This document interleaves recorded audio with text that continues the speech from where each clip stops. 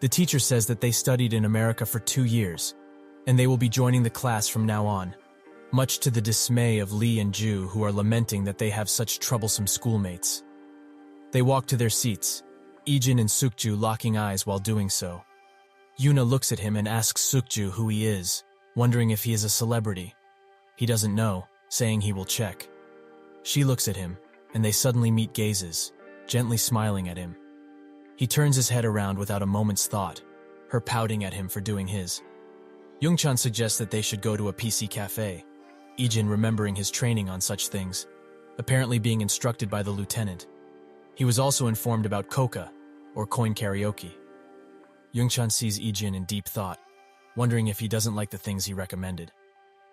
When school finished, Yuna sits in class looking down a window.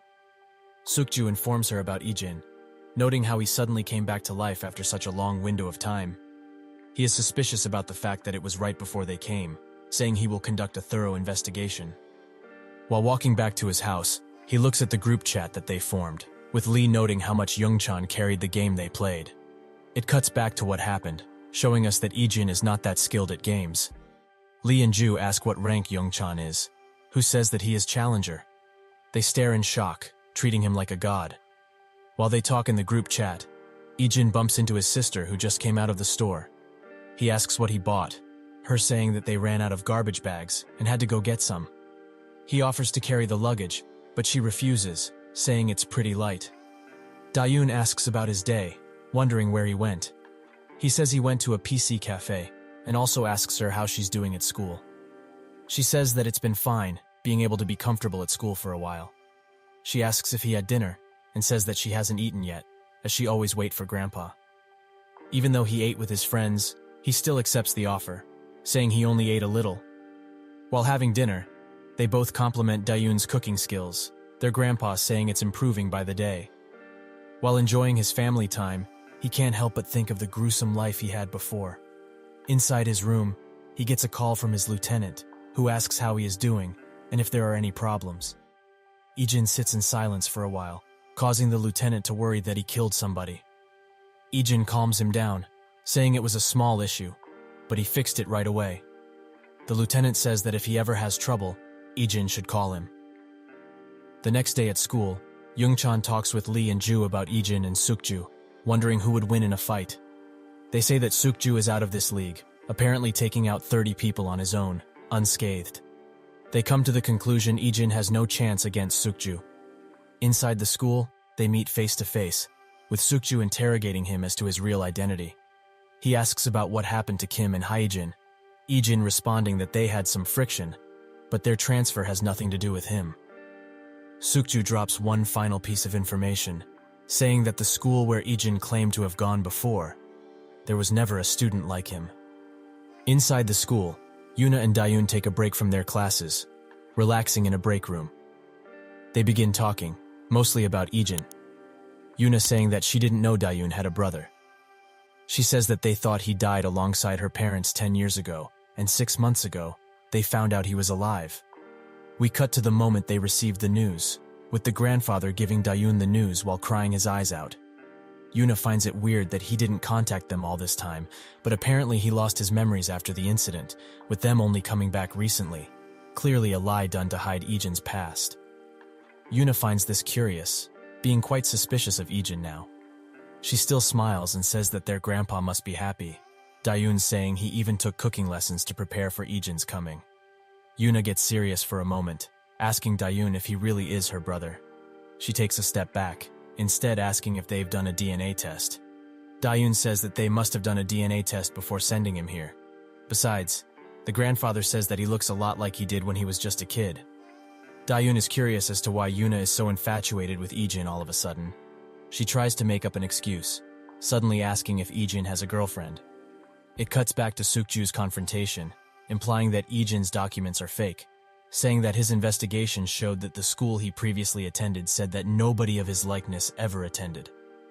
Ijin asks him for evidence, puzzling Sukju, who thinks that he found this out through word of mouth, and that he doesn't have any physical evidence, but is also surprised at Ijin's expression, making it seem like he was the one making a mistake. Ijin asks why he decided to investigate him. Sukju saying he was too suspicious to not investigate. Silence falls, but Ijin shortly breaks it, saying that his objective was to come back home. Sukju still has suspicions, and will surely try to find any dirt he can on Ijin. Inside the class, Ijin notes how much they found out after only one day. Class ends, and Lee invites them all to play at the PC cafe. Ijin says that he can't, as it's his grandfather's birthday today. Ju says that just the three of them will go, letting us that they are quite friendly with Youngchan now. Sukju tells Yuna all he knows, saying that Dayun was also bullied by Haijin for the last 2 years, thinking it was Ijin who took down Kim's gang, twice. Yuna finds this funny, saying it's almost like a fairy tale that he came back to rescue his sister after so much time. Meanwhile, her siblings are just waiting for the opportunity to take her down, smiling a sad smile while speaking. Yuna says that if he really is coming after her, he should have been more quiet, Sukju agreeing. She asks about the insurance money the grandpa received after the crash, apparently being quite a large sum, growing even more so because he didn't touch it. However, he instantly gave it all to Ijin when he arrived, implying that Ijin's goal was the money. Yuna thinks Dayun might be in danger, as they live in the same house. While shopping, Dayun shyly asks Ijin what he did after the plane crash, his expression instantly turning grim. Dayun notices this, saying he doesn't need to answer. He lies, saying that because of the psychological trauma, he couldn't function that well. After all, he had to survive in a place where he couldn't understand the language. He smiles, saying it was just a busy life. She also tells him that Yuna, apparently a good friend of Dayun's, asked if he has a girlfriend, shocking Ijin a bit. When their grandfather arrives home, they celebrate his birthday, Dayun buying him a gift, a phone case. His voice breaks a bit, saying that he already got a really big present, the fact that Ijin came home. Dayun's phone suddenly rings, and the caller is Yuna, setting Ijin on alert. She says that Yuna invited her to the convenience store, apparently having to tell Dayun something. Ijin is now on full alert, knowing what might happen next.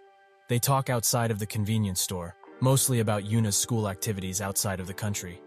Yuna asks if she ever wanted to study abroad, but Dayun says no, she wouldn't want to leave her grandpa alone after all.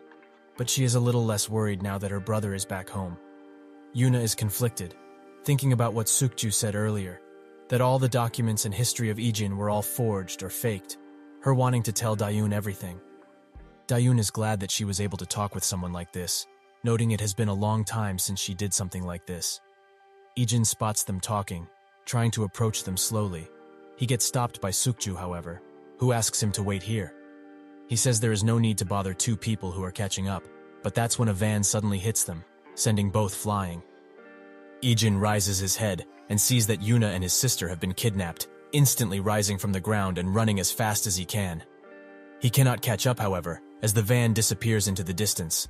Sukju and Ijin immediately grab each other by their clothes, Ijin asking who the perpetrators are. Sukju is puzzled, thinking at first that Ijin was somehow involved. They let go, and Sukju calls someone, telling them the details of the kidnapping. Ijin tries to leave but gets stopped, Sukju asking if he is involved in this. Ijin says he has no time to waste, exclaiming he will find his sister. Inside a building, the chief relaxes after a long day, but his relaxation gets cut short, as Ijin appears in front of him. Inside of a tall building, a woman who looks quite similar to Yuna receives the news that she's been kidnapped. She wonders if her grandfather should continue to go after that company, because if he does without bowing to threats, Yuna is surely going to die. The chief looks at Ijin, Sukju taken aback by his appearance. He apparently knows about him already, his name being Cha Dusik, a respectable figure in the underworld. He asks Ijin what he wants, Ijin saying he needs information, and that the granddaughter of the SW Group CEO got kidnapped. His eyes widen, and he immediately says it was not them. You'd have to be insane to mess with such powerful people. Ijin asks if he would have any idea who could have done such a thing. Dusik says that he already got him into so much trouble. Why would he tell him? Ijin says that his sister got kidnapped as well. After hearing this, Dusik finally caves in, saying that he heard reports of people who aren't Korean asking his men for a warehouse, also asking for a large sum of cars, and even some men of his. He declined, saying that kind of work gets pretty iffy. He also heard that a different group took them up on the offer, and that they are based in Incheon. He throws his phone at Ijin, saying to put his number in there, saying that he will call him if his men find the exact location. Ijin also asks for his motorcycle, which was just outside the premises. He gets on the bike, Sukju asking how he could be going after unconfirmed information. Ijin says that Yuna will probably be safe, but the same can't be said for his sister. Who knows what they will do with her? Sukju notes his quick response and his swiftness in getting information. Ijin revs up the bike, dashing on the road, hoping to find Dayun safe. Dayun groggily wakes up, realizing they have been kidnapped, and Yuna apologizes for making her a part of it. The kidnappers approach, and Yuna asks what they want to do with her. One of them says that she doesn't need to know, and that it will all be over soon. Another asks what they should do with Dayun, the other saying to get rid of her, as she serves no purpose. Yuna is furious at this notion, saying that if they touch Dayun, she will bite her tongue and end herself. One of them crouches to her level, saying that she doesn't have the will to do it, encouraging her. He is proven wrong, however, as blood comes from Yuna's mouth from biting her tongue. He gives up, saying she bought some time with that bluff. Ijin and Sukju arrive at the warehouse, seeming like the information Dusik gave was true. Ijin begins to walk towards it, but Sukju tries to stop him, saying there will be reinforcements soon. Ijin doesn't have time to spare, however, as Dayun is in much more danger than Yuna. They make short work of a few guards, taking them out silently. Sukju notes how used Ijin is to this kind of thing, asking once again who he is. Ijin replies, saying that he is just his classmate. With a fiery red in his eyes, he seems determined to rescue his sister. The SW CEO sits inside his office, and a subordinate of his says they have received the demands from the kidnappers. They want him to cancel the recently settled business venture, also saying that if he doesn't respond in an hour, Yuna dies. The CEO asks when the escort team will arrive at Yuna's location, the subordinate saying in approximately 50 minutes. He shakes a bit after hearing this. Outside the warehouse, two guards wonder why they were made to do this many patrols. They speak, but suddenly, Ijin hits the nape of a guard, knocking him on his face. He tries to get up quickly, but Ijin has already taken care of his colleague, also knocking him out with a swift kick. Ijin asks Sukju how many he took down, apparently the number being 5. Ijin notes how many they took down, saying that if they combined their numbers, they would get a total of 14 guards. Sukju taken aback by Ijin taking down 9 guards. He asks Sukju about the identity of these kidnappers, but he doesn't know a thing, as they have many enemies. Ijin notes that the real group is with Yuna, saying that these other guys are really useless. He asks Sukju about his wound, his arm being badly hurt from the car hitting them earlier. Ijin's leg also being quite hurt from this. They don't have time to rest, however, as another group of guards notes the missing people. One spots the knocked out group, but it's too late, as Ijin jumps in for a knee hit, knocking the guy out. The other guy is also shortly dispatched by Ijin, with only a few jabs. Sukju calls for Ijin, saying that after this is over, he will properly apologize for investigating him. Hearing the commotion that was happening outside, the leader of the kidnappers sends some of them out to investigate, unfortunately finding Ijin. They think they should make short work of him, Ijin glaring at them, assessing their abilities. Sukju gets inside, approaching Yuna, who asks how many of her people are outside. Sukju says that none have arrived yet, but doesn't get to finish, as the leader and another person approach from behind, saying he was a real pain since he was always with Yuna. The leader says it was a mistake to come here alone, and the other guy rushed Sukju. They trade blows, him noticing that Ijin was right. These people are way different than the ones outside. Sukju lands a gut punch and a kick, giving him the chance to grab the guy's arm, hitting him in the back with his knee. The leader notes Sukju's abilities, being quite impressed. This is not a friendly spar, however, as the guy Sukju was fighting pulls out a knife, slashing him in 3 different spots. The leader orders his subordinate to finish this quickly, as they need to move locations before the escort team comes. Sukju tries to fight him, but to no avail, as the cuts he received were quite deep, nerfing his abilities. The leader, with a red tinge in his eyes, throws a knife at Dayun, trying to end her. Yuna jumps in front of her, but Sukju jumps in front of Yuna, taking the knife in his lower back. The leader applauds Sukju's stupidity and orders the subordinate to end both Sukju and Dayun. A door slowly opens, however, as Ijin has taken care of all of the goons outside, now more determined than ever to end this. Inside Dusik's building, A subordinate of his asks why he helped Ijin, given that most of the troubles they have now is because of him, and that the Goseong faction is involved, most likely being the kidnappers. Dusik replies that his sister got kidnapped. What can you do? He had to at least help with this. Inside the warehouse, the leader asks who that guy is, finding out it's Dayun's brother, laughing at the thought of him coming to rescue his sister. Ijin asks Dayun if she is hurt anywhere, but she doesn't hear it, as she is screaming at him to get out, as this is much too dangerous. Yuna laments that 2 innocent people got dragged into this because of her. The leader, having had enough of this, already being behind schedule, orders his subordinate to end Ijin first.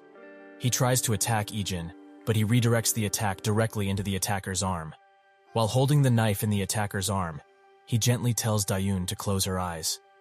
She does so, and Ijin lacerates the arm of the attacker.